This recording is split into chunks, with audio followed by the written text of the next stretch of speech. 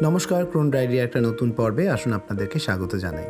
চলুন আজ আমরা দিল্লির লালকেল্লা ঘুরে আসি। এই লালকেল্লা সেই লালকেল্লা যেখানে 26শে জানুয়ারি প্রতি বছর প্রধানমন্ত্রী এখান থেকে তিরঙ্গা পতাকা ওড়ান এবং সকল ভারতবাসীকে শুভেচ্ছা জানান প্রজাতন্ত্র দিবসে। এখানে ঢোকার আগেই আপনাদেরকে টিকিট কেটে নিতে হবে, যার মূল্য 60 টাকা। আর কোনো একটি মিউজিয়ামে প্রবেশ করার জন্য 20 টাকা এক্সট্রা, অর্থাৎ প্রতি মাথা পিছু 80 টাকা করে টিকিট লাগে। যেখানে স্ক্যান অ্যান্ড পেরও অপশন আছে, সেখানে আপনি অনলাইনেও পে করে নিতে পারেন। এখানে দুটো শো হয় ডেলি, যেগুলো লাইট অ্যান্ড সাউন্ড শো, সেটা আমরা দেখিনি যদিও, তাই আমরা ওখানে 80 টাকা করে টিকিট কেটে নিয়েছিলাম দুজনের জন্য। তারপরে আমরা প্রবেশ করলাম সেই লালকেল্লার দিকে। হিস্টোরিক্যাল প্লেস, প্রচুর ইতিহাস লুকিয়ে আছে তার প্রত্যেকটি জায়গায়। দেখতে চলুন আজকে আমরা সবাই মিলে একসঙ্গে দেখি সেটা। এই সুবিশাল প্রাচীর বেষ্টিত এলাকায় ঢোকার আগেই একটি ইন্টারেস্টিং জায়গা পেলাম, যেখানে প্রধানমন্ত্রী সকলকে স্বাগত জানানোর জন্য আছেন এবং সেখানে সকলে দাঁড়িয়ে তার পাশে ছবি তুলছেন। 1857 সাল পর্যন্ত এই দুর্গটিই ছিল মুঘল সাম্রাজ্যের রাজধানী। আর মুঘল সম্রাট শাহজাহান কর্তৃক নির্মিত এই দুর্গ দেখার জন্য আমরা উদ্গ্রীব হয়েছিলাম। এই সেই জায়গা যেখান থেকে প্রতি বছর 26শে জানুয়ারি পতাকা ওড়ানো হয় এবং সেখানে দাঁড়িয়ে প্রধানমন্ত্রী বক্তৃতা দেন। জানেন কি, ব্রিটিশ ভারতীয় সরকার মুঘল সম্রাট দ্বিতীয় বাহাদুর শাহকে নির্বাসিত করার পরেই ভারতের রাজধানী কলকাতায় স্থানান্তরিত হয়েছিল। বুঝতেই পাচ্ছেন, শুধু মানুষ না, এখানে পোষ্যরাও কিন্তু যথেষ্ট সুন্দরভাবে আসতে পারেন।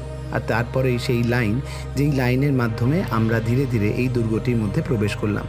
মনে রাখবেন, দুর্গটিতে প্রবেশ করার জন্য কোনো তামাক জাতীয় বা কোনো পানীয় জাতীয় নেশার জিনিস নিয়ে যাওয়া একেবারেই সম্ভব নয়। ভীষণ সিকিউরিটির মাধ্যমে আমরা ধীরে ধীরে প্রবেশ করলাম সেই দুর্গটির দিকে। দুর্গটির দুপাশে দুটি লোহার ভীষণ ভারী কামান রাখা ছিল, আর সেগুলো যেন এখন বাচ্চাদের খেলার জায়গা হয়ে গেছে, স্লিপার। আর সেইখানে প্রচুর লোক ফটো তুলছেন, পোজ দিচ্ছেন। আমি যদিও তুলিনি, বাট আস্তে আস্তে আমরা এগিয়ে গেলাম সেই দুর্গের দিকে। 1947 সাল পর্যন্ত ব্রিটিশরা এই দুর্গটিকে একটি সামরিক ক্যাম্প হিসাবে ব্যবহার করত। বর্তমানে এটি একটি জনপ্রিয় পর্যটন কেন্দ্র। 26শে জানুয়ারি যে প্রজাতন্ত্র দিবস, ভারতীয় প্রজাতন্ত্রের সার্বভৌমত্বের একটি শক্তিশালী প্রতীক এই লালকেল্লা।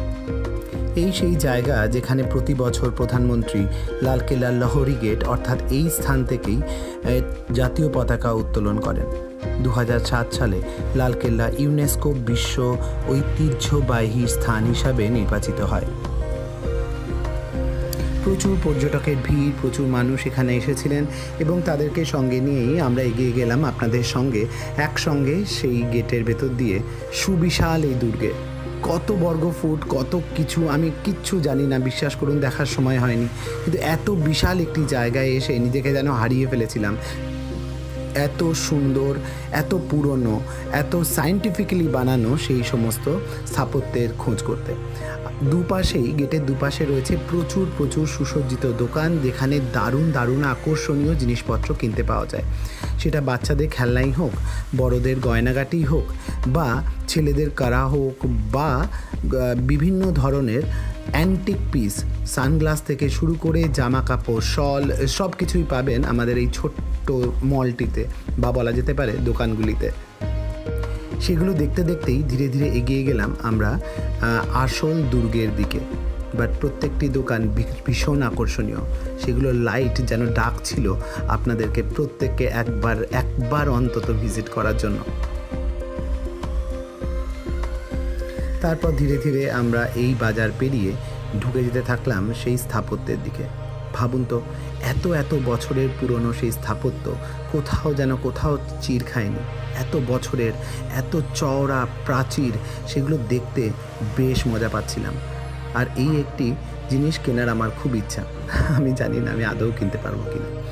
প্রথম মিউজিয়াম, যেখানে ঢোকার জন্য আপনাদেরকে আলাদা করে 100 টাকা দিতে হবে। যদিও আমরা সেটায় প্রবেশ করিনি, কারণ সময়ের একটুখানি কমতি ছিল, সেই জন্য আমরা সব জায়গায় ভিজিট করতে পারিনি। এরপরে আমরা ঢুকে গেলাম আসল দুর্গের দিকে। 1638 খ্রিস্টাব্দে সম্রাট শাহজাহান এই সুবৃহৎ কেল্লাটির নির্মাণ কার্য শুরু করেন। নির্মাণ কার্য শেষ হয় 1848 সালে। প্রথম দিকে এই দুর্গটির নাম ছিল কিলাই মুবারক, অর্থাৎ আশীর্বাদ ধন্য দুর্গ।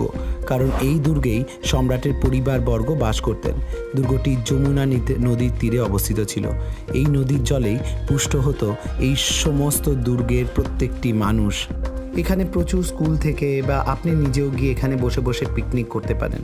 পিকনিক করার জন্য একটি আদর্শ জায়গা বলা যেতে পারে এই প্রাঙ্গণটিকে। যদিও দুর্গটিতে এখন রেনোভেশনে অনেক কাজ চলছে, কিন্তু আমরা আপনাদেরকে সরাসরি নিয়ে চলে এলাম সেই একটি জায়গায় যেখান থেকে সম্রাট সাধারণ মানুষের সঙ্গে দেখা করত। জায়গাটির নাম দিওয়ানে আম। দিওয়ানে আমের প্রত্যেকটি থাম্বায় নাকি সোনা ও রূপো দিয়ে অলঙ্কৃত ছিল সেখানকার সমস্ত কারুকার্য, কিন্তু আজ আর সেই নিদর্শন পাবো না। কিন্তু রয়েছে একটি সুবিশাল শ্বেত পাথরের সিংহাসন, যেখানে বসে নাকি সম্রাট সাধারণ মানুষের সঙ্গে দেখা করতেন, তাদের সমস্ত কথা শুনতেন, তাদের দাবি দাওয়া মেটাতেন এই সেই সিংহাসনে।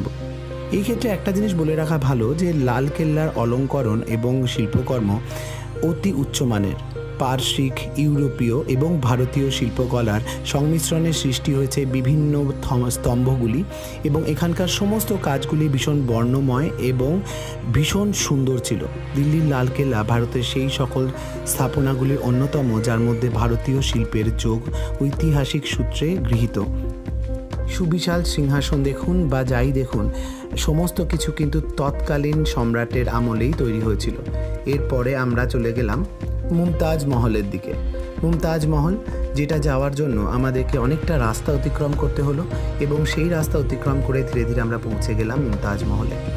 কি সুবিশাল তার এরিয়া, দারুণ একটা শান্তি, কিন্তু সত্যি কথা বলতে তার স্থাপত্য যেন কোথায় লুকিয়ে যাচ্ছে আমাদের আধুনিকতার এই হোয়াইট ওয়াশ এর জন্য। যা যা দেওয়ালে কাজকর্ম ছিল তা আজ প্রায় লুপ্তপ্রায়, কারণ সেখানে কাজ চলছে এবং হোয়াইট ওয়াশ দিয়ে সেগুলোকে পুরো মুছে ফেলা হচ্ছে। আমি জানি না কেন এরকম করা হলো, কিন্তু এত সুন্দর একটি জায়গা যার মাঝখানে থাকতো জলধারা। আপনারা দেখতে পাচ্ছেন মাঝখানে একটুখানি নিচু জায়গা রয়েছে, সেখানে কিন্তু জল থাকতো। এই মুমতাজ মহলের দর্শন করে আমরা ধীরে ধীরে এগিয়ে গেলাম অন্য একটি মহলের দিকে। মুমতাজ মহলের সমস্ত ইতিহাস লেখা আছে এখানে। তারপর আমরা চলে গেলাম যেখানে, সেটা হচ্ছে দিওয়ানে খাস, যেটা পুরোপুরি মার্বেল পাথর দিয়ে তৈরি। আর সেই মার্বেল পাথরে তিনি সম্রাটরা সেখানে বসতেন এবং তার স্থাপত্য অসাধারণ। কি সুন্দরভাবে তার তৈরি। প্রত্যেকটি জায়গায় আমাদের ঢোকার অধিকার ছিল না, কিন্তু তাও আমরা যতটা জানতে পারলাম, যেমনভাবে তৈরি হয়েছে এই প্রাসাদ, তাতে মনে হবে আপনি একটি বাতানুকূল বা এসি জায়গার মধ্যে রয়েছেন, যেখানে আপনার খুব একটা বেশি গরমও লাগবে না, আবার বেশ ঠান্ডাও লাগবে না। সূর্যের আলোকে সুন্দরভাবে এখানে ব্যবহৃত হয়েছে যাতে প্রত্যেকটি ঘরে সুন্দর আলো পৌঁছায়, আবার হাওয়াও যাতে সেভাবে না চলে। ধীরে ধীরে ঘুরতে ঘুরতে আমরা পৌঁছে গেলাম আরও একটি জায়গায়। আমার খুব দেখার ইচ্ছা ছিল রংমহলটা। রংমহল নাকি সে তৎকালীন রানীদের জায়গা ছিল, এবং সেখানে খুব সুন্দর কারুকার্য করা ছিল, এত সুন্দর যে দেখলেই মন ভুলে যায়। কিন্তু সত্যি বলছি, সেটা দেখা হলো না। যাই হোক, এইখানেও আপনারা কিন্তু প্রবেশ করতে পারবেন না, বাইরে থেকেই আপনাদেরকে দেখতে হবে। উপরে ওঠার অধিকার আমাদের এখনও নেই। স্তম্ভগুলো দেখছেন কি সুন্দর, এখনও তার গায়ে অলঙ্করণ করা রয়েছে। সেগুলোই আমি চেয়েছিলাম যে মুমতাজ মহলে যাতে আমরা দেখতে পাই, কিন্তু নেই। যাই হোক, আমরা ধীরে ধীরে এগিয়ে গেলাম আরও একটি জায়গার দিকে, যেই জায়গাগুলিকে এখন মিউজিয়ামে পরিবর্তিত করা হয়েছে। আর এই মিউজিয়ামগুলোতে ঢোকার জন্য আপনাদের কোনো প্রবেশ মূল্য লাগবে না। এরকম আরও 7টি দুর্গ রয়েছে যার জন্য প্রবেশ মূল্য আপনাদের দিতে হবে না, কিন্তু এখানে ঢোকা মানে প্রচুর সময় আপনাদের নিয়ে যেতে হবে, এবং সেই সমস্ত মিউজিয়ামগুলিতে দেখার হচ্ছে ভারতীয় স্থাপত্য, নতুনভাবে তাদেরকে তৈরি করা।